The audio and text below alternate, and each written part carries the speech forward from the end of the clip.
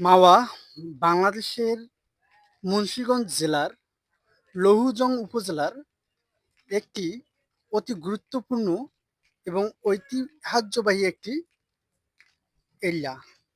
এখানে হচ্ছে যে অনেক পর্যটক আসে। সকালে বর্তমানে আমি অবস্থান করতেছি মাওয়ায় পদ্মা সেতুর পাশেই। এখানে যে পার্কটা দেখতে পাচ্ছেন এখানে সবাই এই সময়টা হচ্ছে যদিও লোক নাই, তবে হচ্ছে কিছুক্ষণের মধ্যে ১০টা বা হচ্ছে এরপর থেকে লোক আসা শুরু করবে বা অনেক লোকেতেই ভরপুর হয়ে যাবে। আমি বর্তমানে যে দৃশ্যটা দেখাচ্ছি এটা সকালের দৃশ্য। পার্কের সাথেই কিছু নৌকা।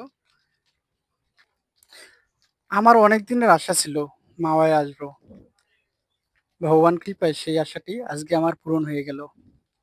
আসলে মাওয়ার যে নদীটা রয়েছে এখান দিয়ে স্রোত বয়ে চলতেছে এবং মাওয়ায় কিছু নৌকো চলতেছে, লঞ্চ, স্টিমার এগুলো চলতেছে।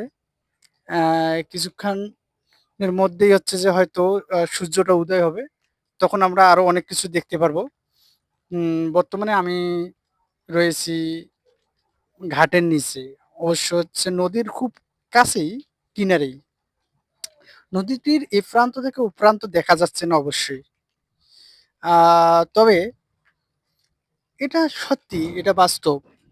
মানুষের জীবনে কিছু, কিছু স্মৃতি যদি রেখে দেওয়া যায়, পরবর্তীতে যখন এগুলো আমরা দেখবো তখন হচ্ছে যে মনের মধ্যে একটা অন্যরকম ফিলিংস আসবে বা হচ্ছে মনের আবেগকে তখন আমরা বুঝাইতে পারবো যে আসলে বাস্তব জীবন আর ভবিষ্যতে এই জিনিসগুলো যখন আমরা দেখবো বা উপভোগ করবো তখন মনের মধ্যে একটা অন্যরকম ফিলিংস আসবে। তো হচ্ছে যে আজকের এই স্মৃতিগুলো রেখে দিয়েছি অতীতের জন্য।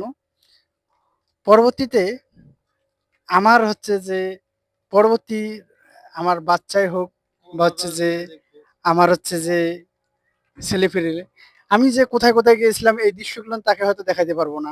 হয়তো আমি চলে যাবো এই পৃথিবী থেকে। পৃথিবীতে হয়তো আমি থাকবো না। পৃথিবীর আলো বাতাস যেমন আছে তেমনই ঠিক রবে। শুধু রবো না আমি। তবে আমার কৃতকর্মের, আমার এই যে চলাফেরার, আমার এই যে পর্যটন বা আজকে আমি যে মাওয়ায় এসেছি, মাওয়ায় যে একটা হচ্ছে যে এই স্মৃতিটা রেখে গেলাম, এটা হয়তো থেকে যাবে।